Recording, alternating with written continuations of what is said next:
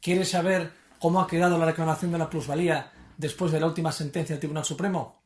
No te pierdas este vídeo.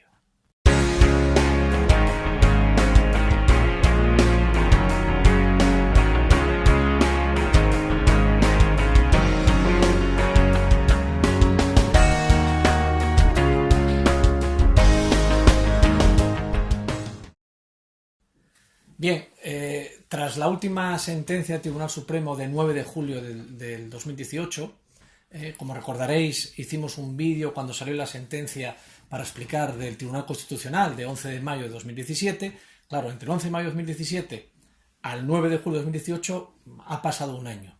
Y un año de mucha zozobra jurídica, de mucha incertidumbre jurídica y de mucha polémica. ¿Polémica por qué? Porque esa sentencia que dio un vuelco total a lo que era el impuesto de incremento de bienes inmuebles cuando se vende una propiedad inmobiliaria, pues lo que decía, grosso modo, venía a decir esa sentencia era que quedaban anulados 3 preceptos de la ley de haciendas locales, y a partir de ahí fue cuando vino el problema. ¿Por qué?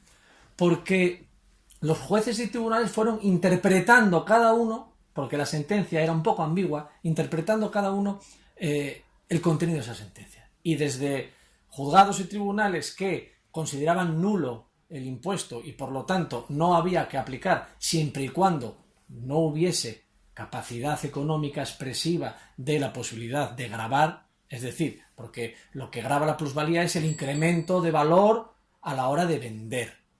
Precio de adquisición con precio de venta. Entonces, muchos tribunales que dijeron que era nulo y que por lo tanto, hasta que no se modificase la ley, esa sentencia había girado completamente. Y otros decían que no, que seguía siempre y cuando se acreditase que hubiese ese incremento, se podía seguir generando el tributo y los ciudadanos pagando. Hasta ahí estábamos. ¿Pero qué pasó? Que esa polémica se zanja con esta sentencia, insisto, de julio del 2018, el Supremo, en la que matiza claramente que los 2 primeros preceptos, el 104 y el 1 y 2, son nulos parcialmente o condicionalmente, es decir, solamente nos aplicarán cuando no haya capacidad expresiva económica en la venta, es decir, cuando se acredite que no ha habido ganancia. Por lo tanto, no es una nulidad total o radical, sino es una nulidad condicionada. Pero el segundo precepto, el artículo 110.4 de la Ley de Haciendas Locales, ese es el verdaderamente importante y es el giro. Porque antes se decía, o eso es lo que decía ese artículo de ley, que los particulares, que los contribuyentes, que el ciudadano no podía discutir el valor catastral, no podía discutir el impuesto, porque era un valor marcado por el legislador, porque los valores catastrales los pone el legislador, los pone el Estado, Hacienda. Entonces decía que eso, que no se podía. Claro, pues imaginaros la diferencia que ahora dice el Tribunal Supremo que sí, que cómo no podía ser de otra manera, que cada particular puede acreditar que su precio de adquisición y su precio de venta es una venta con pérdidas. Esa es la gran novedad. Porque ¿qué significa? Que ya los jueces y tribunales tienen que admitir todas las demandas en donde haya medios de prueba que acrediten, evidentemente con la oposición del ayuntamiento de turno, que acrediten si ha vendido en pérdidas. ¿Y cuáles son esos medios? Pues mira, esta sentencia del Tribunal Supremo nos dice que cualquier medio de prueba, es decir, en Asturias, por ejemplo, pues, donde nosotros tenemos el mayor arco de influencia, aunque también en la zona norte y centro de España, pero sobre todo en la zona norte, pues el criterio que venían diciendo los tribunales superiores de justicia es que, fijaros, que la escritura de compra y la escritura de venta, que no valían. Ahí es nada, es decir, ¿imagináis que presentáis una escritura que comprasteis una vivienda o un terreno o un edificio por 200.000 euros en el año 2010 y que lo vendéis en el 2018 por 100.000 y que al juez no le vale? Eso era el vacío legal que dejaba la sentencia del Constitucional. El Supremo dice, sí, la escritura de venta y la escritura de compra son medios de prueba válidos.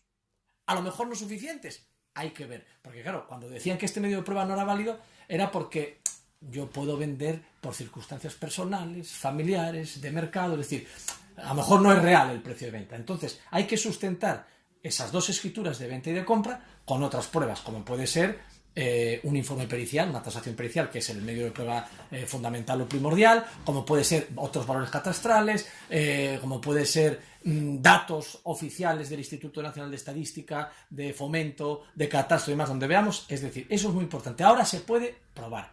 Y ya están los jueces y tribunales, gracias a Dios, virando a favor ya del contribuyente, siempre y cuando se pueda acreditar con los medios de prueba. Por desgracia, en la práctica, como sabemos, la descapitalización que esto supone para los ayuntamientos, pues aquí nosotros, en González Sastre Abogados, seguimos, pues hombre, semanalmente interponiendo reclamaciones económico-administrativas, la fase administrativa ante los ayuntamientos, porque no dan el brazo a torcer. Es como lo de las cláusulas suelo, como los gastos de hipoteca, pues unos bancos te los devuelven y otros no. Normalmente el ayuntamiento de turno no lo devuelve de primeras, te obliga a que lo acredites. ¿En qué? En sede judicial.